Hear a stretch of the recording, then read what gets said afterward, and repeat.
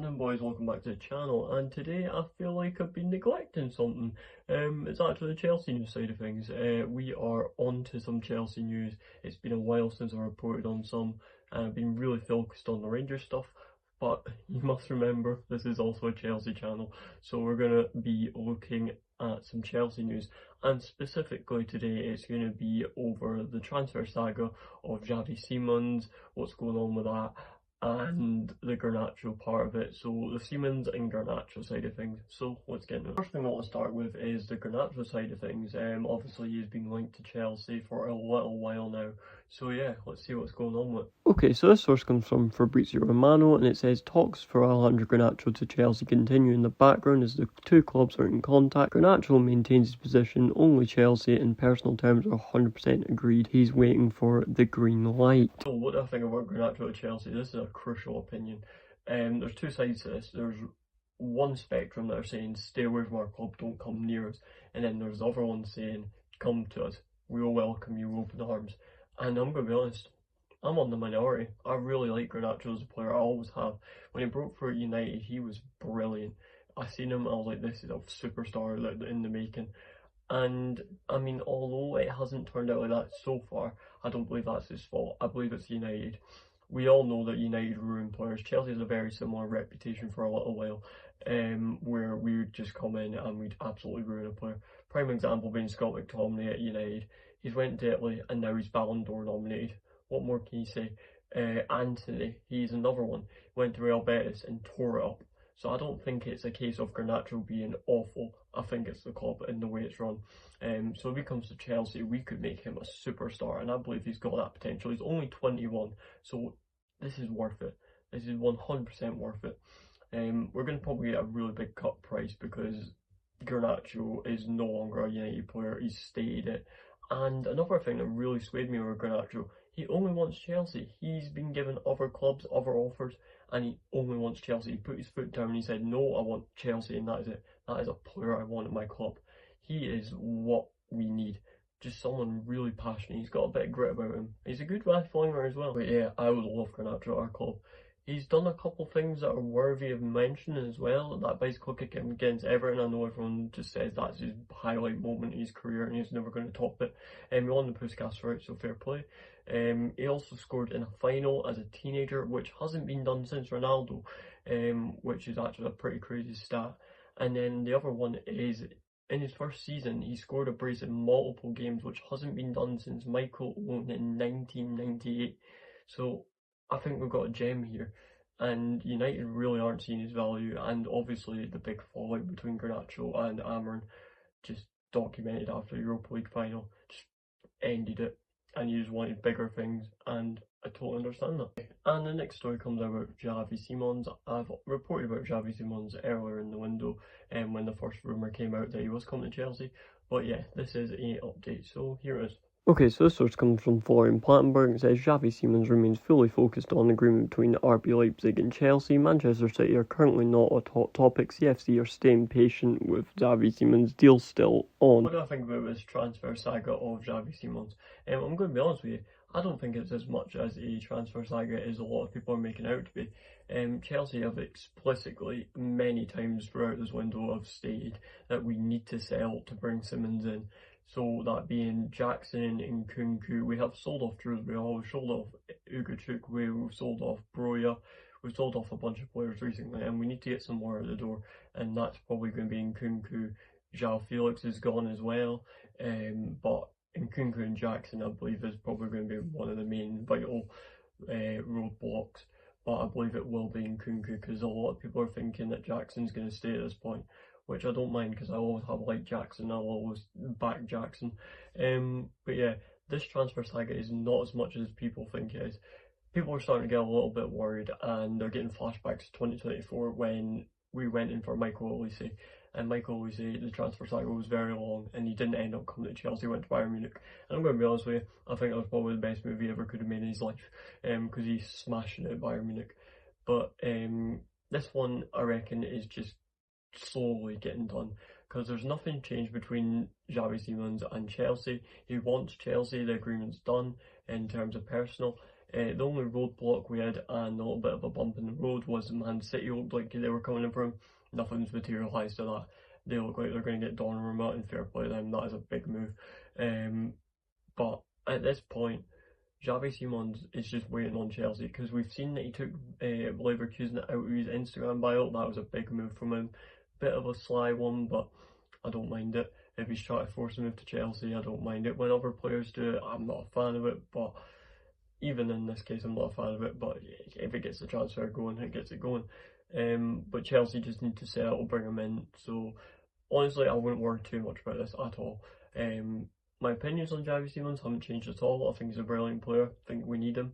He's very dynamic. He can play multiple roles. The only thing that ties into it is the Garnacho role. Garnacho coming in for Simons as well. We want them both. They're separate deals, but yeah, I don't mind it at all. And this is where the dominoes are starting to fall. Garnacho coming in, Xavi Simons nearly coming in. We'd sell players for Xavi Simons to come in, which brings me on to my next story, and that being about a man we have just talked about in that previous segment, that being Christopher Nkunku.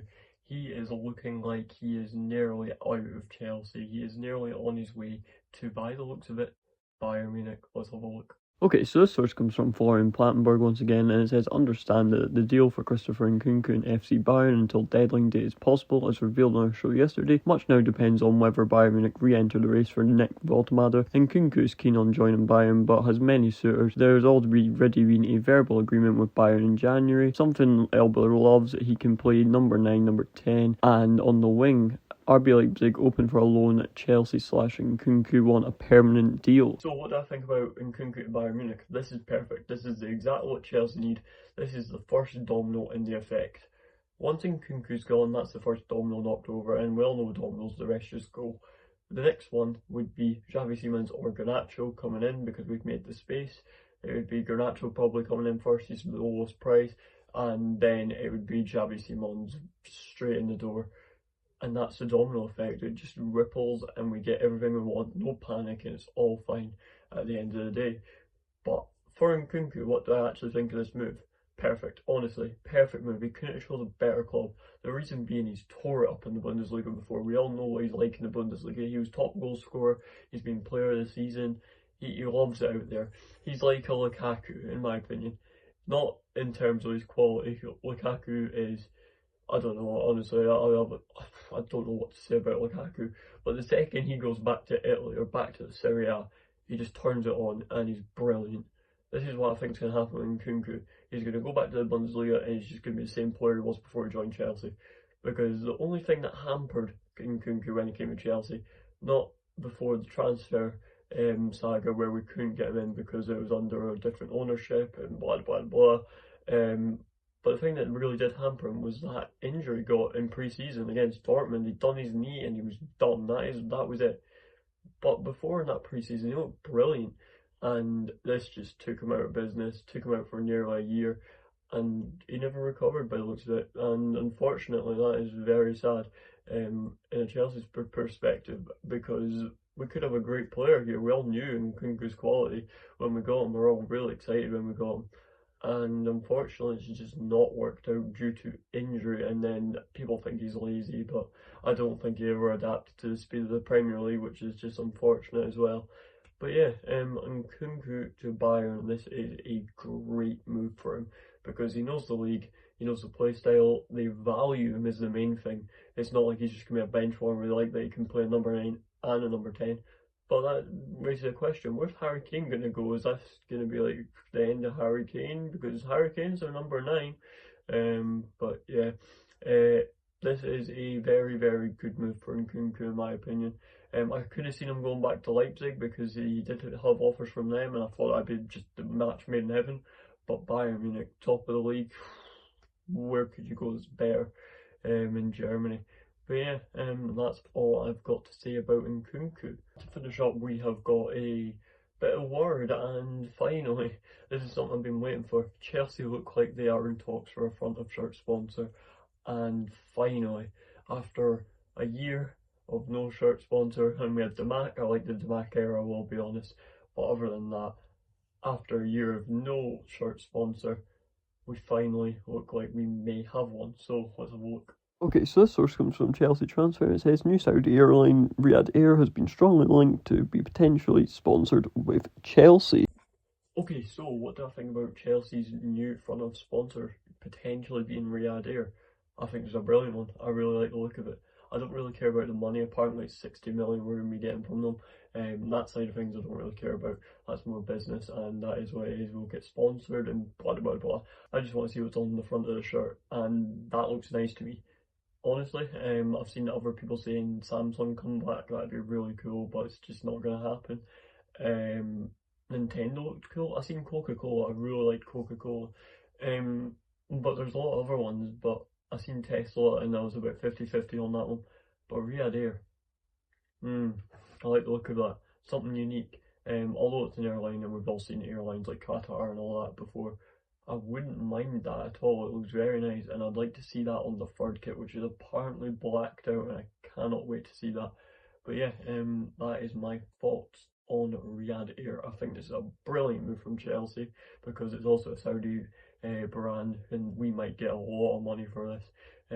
I'm pretty sure 60 million was the figure that was talked about, but we had 9 other suitors, and I want to know who they were. But yeah, that is all I've got to say about Riyadh Air. I would love to see this on the front of our shirt. And that is it. That's all the Chelsea transfer news I have to report today. That being the Xavi Simons, Saga, and the Garnacho transfer. And we need all them dominoes to fall just for it to happen. But yeah, hopefully you enjoyed. Like, subscribe, all that good stuff helps with the growth. And yeah, that's it. I've been GGD, and that's it. Put two in a minute.